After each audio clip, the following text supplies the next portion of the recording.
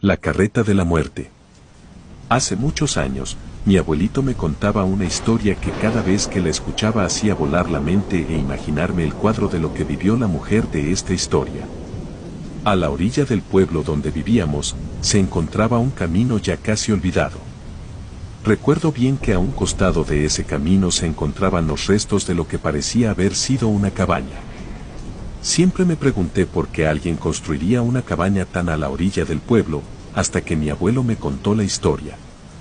Esa antigua cabaña le pertenecía a una mujer que todo el pueblo rechazaba, ya que, según decían, ella practicaba la magia negra. Esto la llevó a construir esta cabaña en la parte menos visitada del pueblo. En una ocasión, mi abuelo caminando por ese camino se encontró a aquella mujer. Como mi abuelo no era muy dado a creer en la brujería, no vio problema alguno en conversar con aquella misteriosa mujer.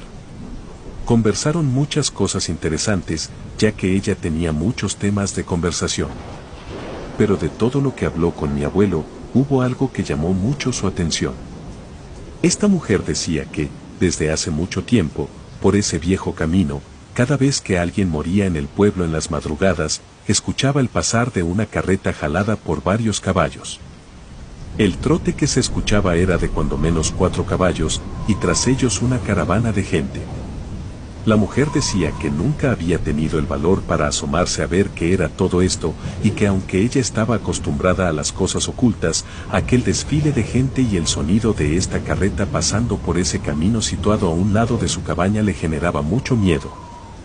Así pasaron conversando un buen rato, e incluso mi abuelo siguió visitando a aquella mujer por un tiempo.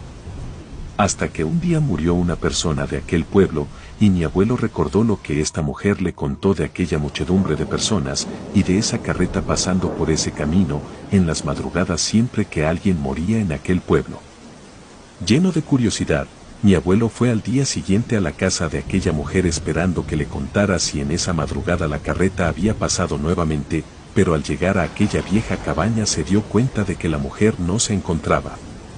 Ahí solo encontró unos escritos encima de una vieja mesa que decían: la muerte en su carreta se ha llevado muchos y hoy se llevará a uno más, pero ya no resistiré más la curiosidad y venceré mis miedos, y saldré y veré de frente todo ese cortejo encabezado por la carreta de la muerte.